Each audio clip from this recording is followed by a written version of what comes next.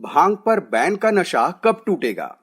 दुनिया के कई देशों ने मेडिकल और दूसरे इस्तेमाल के लिए भांग को मंजूरी दे दी है, जबकि जिस भारत के इतिहास में इसकी खेती है, वो अब भी प्रतिबंध लगाए बैठा है।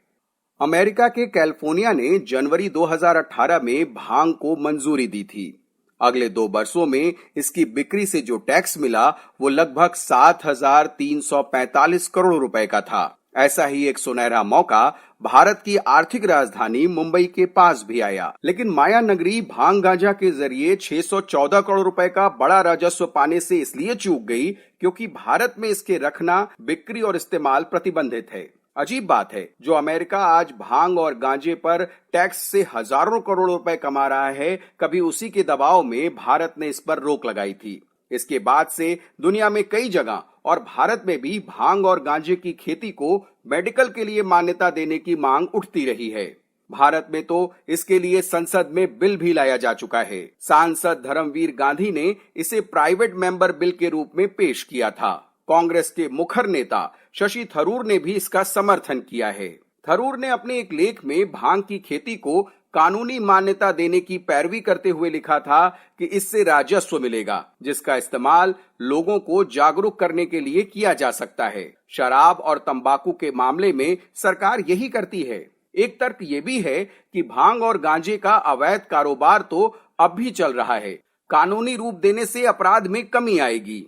भारत में भांग की खेती लगभग 7,000 वर्षों से होती आ रही है। इससे बनने वाले प्रोडक्ट से आयुर्वेद में कई बीमारियों का इलाज होता आया है। अब जबकि पश्चिम के अधिकांश देशों ने दवा और मनोरंजन के इस्तेमाल के नाम पर भांग को वैध कर दिया है, तब भी भारत पुराने नियम से जकड़ा हुआ है। यह देश के रीति रिवाजों और जमीनी हकीकत से मेल नहीं खाता। विधि सेंटर फॉर लीगल पॉलिसी ने इस पर एक रिसर्च की। इसके नतीजे बताते हैं कि भांग गांजे पर रोक दरअसल संसाधनों पर प्रतिबंध लगाना है। इससे हमारे हाथ से एक बड़ा मौका भी निकल रहा है, क्योंकि अंतर्राष्ट्रीय स्तर पर यह सेक्टर बहुत तेजी से उभर रहा है। फिलहाल भारत में भांग केवल दवा, वैज्ञानिक और औद्योगिक इस्तेमाल के लिए उगाई जा सकती है। इसके लिए भी जरूरी अनुमति होनी चाहिए।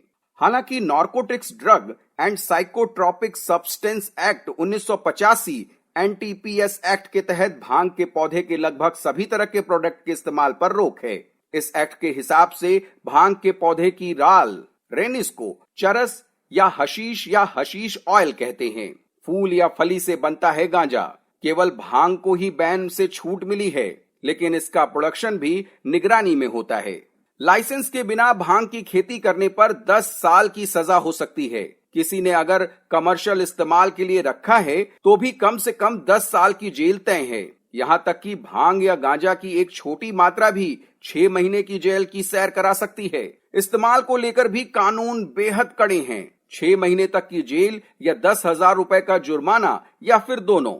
इस कानून का ही असर है कि भारत में बड़ी संख्या में लोग अवैध भांग गांजे के साथ पकड़े जाते हैं। इसका सीधा बोझ पड़ता है पुलिस और पहले से मुकदमे के बोझ से दबी न्यायपालिका पर। कानून का पालन करने के लिए सरकार को कितना खर्च करना पड़ता है, इसे लेकर तो कोई अनुमान नहीं है। लेकिन अमेरिका की एक स्टडी बताती है कि भांग को कानूनी रूप देने से सरकार के हर साल 7.7 अरब डॉलर बचेंगे। अन्य स्टडी बताती है कि गांजे के लिए किसी कसूरवार को जेल भेजने पर आने वाला खर्च स्वास्थ्य और सामाजिक लागत की तुलना में 2 से 6 गुना ज्यादा है। इसका मतलब हुआ कि गांजे के चलते स्वास्थ्य और समाज पर खर्च करना ज्यादा सस्ता पड़ेगा।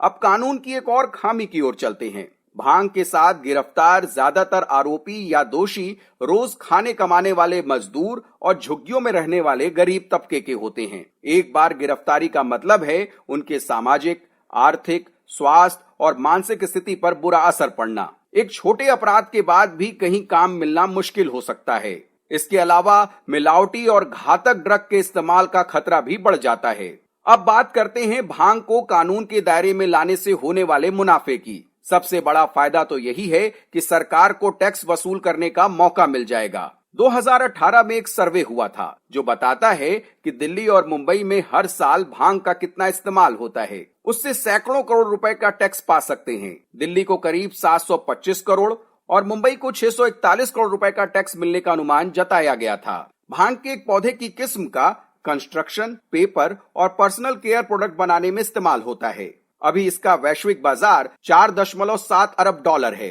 अनुमान है कि 2027 तक ये बढ़कर 15.8 अरब डॉलर का हो जाएगा। लेकिन इस बड़े बाजार में भारत का योगदान शून्य के बराबर है। फिलहाल यहाँ केवल यूपी और उत्तराखंड में ही इसकी खेती होती है। भांग की खेती पर रोक लगाना भारत की उस परंपरा के भी खिलाफ है जिसकी जड़ें ईसा पूर्व 4 से 5,000 साल पहले पड़ी। आयुर्वेद में इसे दर्द निवारक और शरीर की अकड़न को दूर करने वाला बताया गया है। यहाँ तक कि 1893 में जब इंडियन हेम्प ड्रग्स कमीशन की स्थापना हुई तब भी भांग पर रोक को लेकर कोई बात नहीं हुई। अंग्रेजों ने इसके उपयोग पर निगरानी रखी लेकिन गैर कानूनी घोषित नहीं किया। भांग पर यह गाज गिरी आजादी के बाद। नार्कोटिक ड्रग्स पर संयुक्त राष्ट्र के समझौते के अनुसार अपने वायदे को पूरा करने के लिए भारत ने एनडीपीएस एक्ट लागू किया। विधि की रिपोर्ट बताती है कि 1961 का यूएन कन्वेंशन दरअसल अमेरिकी हितों की रक्षा के लिए था। ये अमेरिका का ही दबाव था जिसके चलते दुनिया को ड्रग्स के प्रति प्रतिबंध वाला नजरिया अपनाना पड़ा। अब माहौल फिर बदल रहा है। कई देशों ने न सिर्फ पेनाल्टी हटाई है बल्कि भांग के कई इस्तेमाल को कानूनी जामा पहना दिया है। उरुग्वे पहला मुल्क था जिसने 2013 में भांग को पूरी तरह से वैध कर दिया। इसके बाद 3 और देश ऐसा कर चुके हैं। अमेरिका के 26 राज्यों ने भांग खाने और रखने को अपराध से बाहर कर दिया है। 11 दूसरे राज्यों ने बड़े लोगों के भांग इस्तेमाल करने को लीगल बनाया है। इंतजार अब भारत का है।